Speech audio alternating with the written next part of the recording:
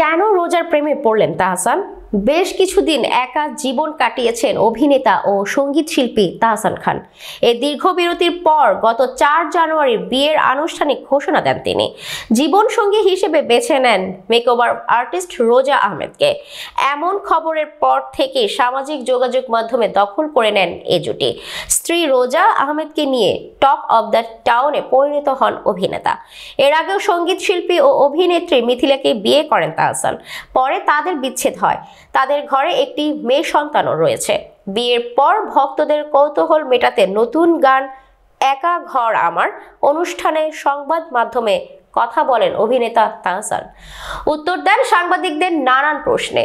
এই সঙ্গীত শিল্পী বলেন, আমার জীবন খুবই সাধারণ, বিয়ে করে দর্শকদের চমক দিইনি, বরং এটি আমার জীবনের একটি অংশ।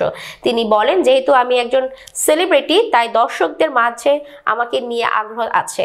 আমার ব্যক্তিগত জীবনে কি হয় জানতে চায়, তাই আমার বিয়ের কথা সবাইকে জানিয়েছি। বিয়ের পর অনুভূতি প্রসঙ্গে প্রশ্ন করতে মুচকি হেসে তাহসান বলেন, আসলে এই প্রশ্নের উত্তর অনেকভাবেই দেওয়া যায়। আমাদের দেশের দর্শক কিন্তু রসবোধটা ঠিক নিতে পারে না, তাই এই প্রশ্নের উত্তরটা আমার যেভাবে দিলে মজা লাগতো সেভাবে আমি দিতে পারছি না। তিনি বলেন, তবে আমি বলবো বিয়ের অনুভূতিটা সত্যি অসাধারণ, এটি একটি আল্লাহর রহমত। অভিনেতা বলেন, আমি আমার জীবনে এমন একজনকে পেয়েছি যে আমার জীবনে হাসি আর সুখ নিয়ে এসেছে। তাহসান বলেন, ব্যক্তিগত জীবনে এমন অনেক ঘটনাই থাকে যা ক্যামেরার সামনে বলা রুচিশীল না। কেন রোজার প্রেমে পড়েছি, কেন তাকে ভালোবেসেছি, এটি আমাদের একান্তই ব্যক্তিগত বিষয়। তাই আমি কি করি কোনো কথা আপনাদের শোনাতে চাই না। আমি শুধু একটা কথাই বলতে চাই, জীবন আসলেই সুন্দর, কারণ আমি তার দেখা পেয়েছি। এদিকে তাহসান রোজা দম্পতির এই মুহূর্তে হানিমুনের উদ্দেশ্যে দেশ ছেড়েছেন। গতকাল মঙ্গলবার 7 জানুয়ারি সকালে ঢাকা ছেড়েছেন এই দম্পতি।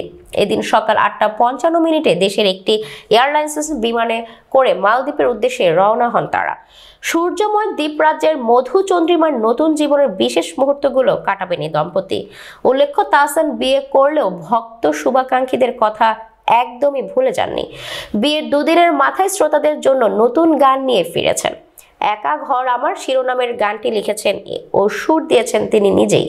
এতে তার সঙ্গে কণ্ঠ দিয়েছেন সঙ্গীত শিল্পী স্মৃতি সাহা। গত সোমবার 6 জানুয়ারি অনুপম রেকর্ডিং মিডিয়া থেকে প্রকাশ হয়েছে গানটি।